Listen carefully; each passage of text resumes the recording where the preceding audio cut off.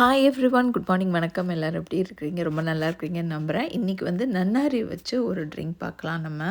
நான் ரெண்டு பீஸ் நன்னாரி எடுத்து கொஞ்சம் பொடி பண்ணி வச்சுட்டு பவுலில் போட்டு தண்ணி நல்லா ஊற்றி நைட் ஃபுல்லும் சோக் பண்ணி வச்சுக்கிறேன். ஊற வச்சுட்டு மூடி வச்சு ஊற வச்சிடுவேன்.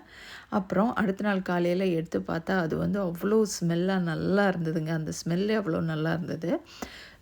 ஸோ அதை எடுத்துக்கணும்.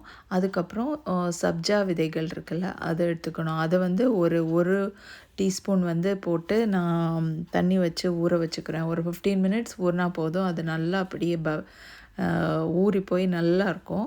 ஸோ 15 மினிட்ஸ் ஆனால் அது கண்டிப்பாக ஊறணும். அப்புறம் வந்து நம்ம சாத்துக்குடி இருக்குல்ல, சாத்துக்குடியில் ஒரு பாதியை எடுத்து அதில் உள்ள ஜூஸை தனியாக எடுத்து வச்சுக்கிறேன். நான் வந்து இந்த கையில் எடுக்கிற இந்த ஜூஸ் பழைய ஜூஸ் மாடல் இருக்குல்ல, ஜூஸர் மாடல், அதில் எடுத்துக்கிறேன். அப்புறம் இந்த ஊற வச்ச அந்த நன்னாரி தண்ணியை வந்து இப்படி வடிகட்டி எடுத்துக்கிறேன்.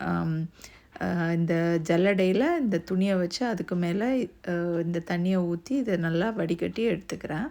அப்புறம் அந்த தண்ணியில் நமக்கு தேவையான அளவு சர்க்கரை, நான் சர்க்கரை வந்து இது வந்து ஒரு 6 to 8 ஸ்பூன் போட்டிருப்பேன்னு நினைக்கிறேன். அந்த அவ்வளவும் போட்டு அடுப்பில் வச்சு கொஞ்சம் நல்லா திக்காக வர வரைக்கும் அது வந்து அடுப்பில் இருக்கணும். அப்புறம் ஒரு சின்ன துண்டு இஞ்சி எடுத்து நல்லா ஃபைனாக இப்படி துருவி வச்சுக்கிறேன். அப்புறம் அந்த தண்ணி நம்ம அடுப்பில் வச்சது வந்து நல்லா கெட்டி ஆறது வரை வச்சுக்கணும். அப்புறம் அதை வந்து கொஞ்சம் நேரம் ஆற விடணும். அந்த சக்கரை பாகு மாதிரி ஆகும். அது கொஞ்சம் ஆற விட்டதுக்கப்புறம் நம்ம தனியாக எடுத்து வச்சுக்கணும். ஸோ நல்லா ஆறினதுக்கப்புறம் தான் இதை யூஸ் பண்ணணும். ஸோ இந்த நன்னாரி பாகு வந்து நம்ம அப்புறம் வேணால் ஃப்ரிட்ஜில் வச்சு கூட நம்ம யூஸ் பண்ணிக்கலாம்.